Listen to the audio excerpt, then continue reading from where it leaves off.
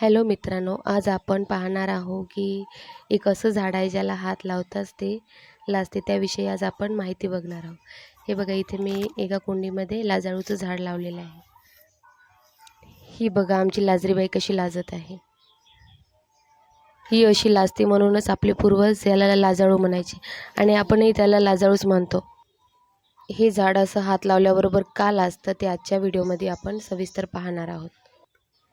एखादी बकरी किंवा कीटक याला खायला आलं आणि याने आपली पाने अशी गुपचूप मिटून घेतली तर समोरच्या प्राण्याला वाटतं, अरे हे तर झाड सुकलेलं दिसतंय, यात काही चव नाही, आणि तो प्राणी पुढे निघून जातो.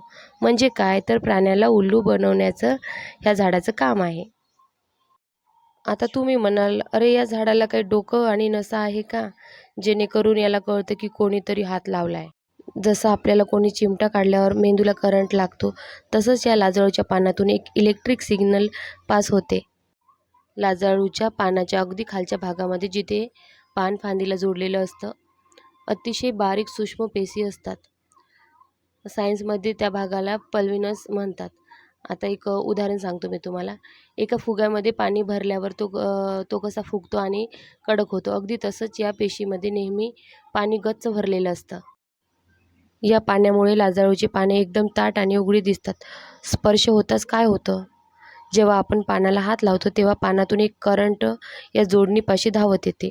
हा संदेश मिळताच त्या पेशी आपल्या आतलं सगळं पाणी सेकंदाच्या आत बाहेर ढकलून देतात आणि पान पंक्चर होतं.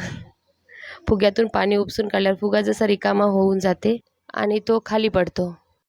थोडक्यात काय, तर पाण्याचा दाब असल्यामुळे पानं उघडी असतात आणि हात लावताच पाणी तिथून पळून गेल्यामुळं पान मिटतं. पण टेन्शन घेऊ नका, हे झाड जास्त वेळ काही रुसून बसत नाही. तुम्ही तिथून गेला की साधारण 15 ते 20 मिनिटात या टाक्यामध्ये पाणी भरतं आणि हे झाड पुन्हा हसमुख होऊन उभं राहतं. आता याचे घरात लावण्याचे फायदे काय आहे? हे झाड फक्त बघायला भारी नाही, तर याचे आयुर्वेदिक फायदे पण आहेत. आयुर्वेदात या झाडाला, आणि सर्वात भारी गोष्ट म्हणजे हे लावायला काही करोडाचा खर्च येत नाही.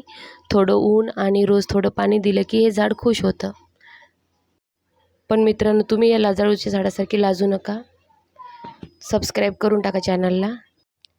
लाजाळूचं झाड घरी लावणं अगदी सोपं आहे. तुम्ही हे झाड बिया किंवा फांदी वापरून लावू शकता. बिया जर वापरून लावलं तर हे झाड चांगल्या प्रकारे उगवते. आता बिया कुठून आणणार तुम्ही, तर बिया ऑनलाईन पण मिळतात. जर कोणाकडे लाजाळूचं झाड असेल तर हे बिया त्यांच्याकडे पण मिळतात. लाजाळूच्या झाडाला गोल कापसासारखी गुलाबी किंवा जांभळट फुलं येतात. फुलं सुकल्यावर त्या जागी छोट्या छोट्या हिरव्या शेंगाचे घोस तयार होतात. या शेंगावर बारीक बारीक काटे असतात. मग काही दिवसांनी ह्या हिरव्या शेंगा झाडावरच सुकून जातात आणि त्याचा रंग ब्राऊन होते. कोणत्या शेंगामध्ये 2 बिया असतात, कोणत्या याच्यामध्ये 3-4ही असू शकतात आणि ती सुकल्यावर त्याच्यामधल्या बिया काढून तुम्ही लावू शकता. जर तुमच्याकडे कोणाच्या घरी आधीच हे झाड असेल तर तिथून एखादी थोडीशी जुनी झालेली फांदी कापून आणा.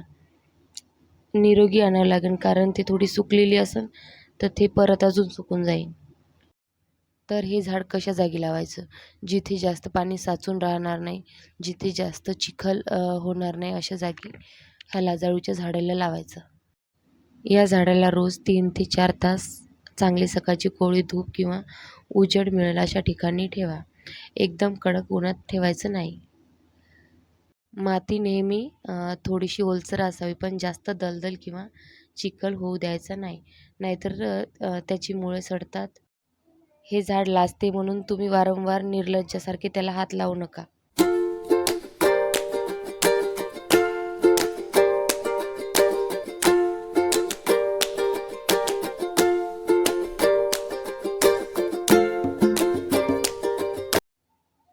रोज रोज पानांना हात लावू नका.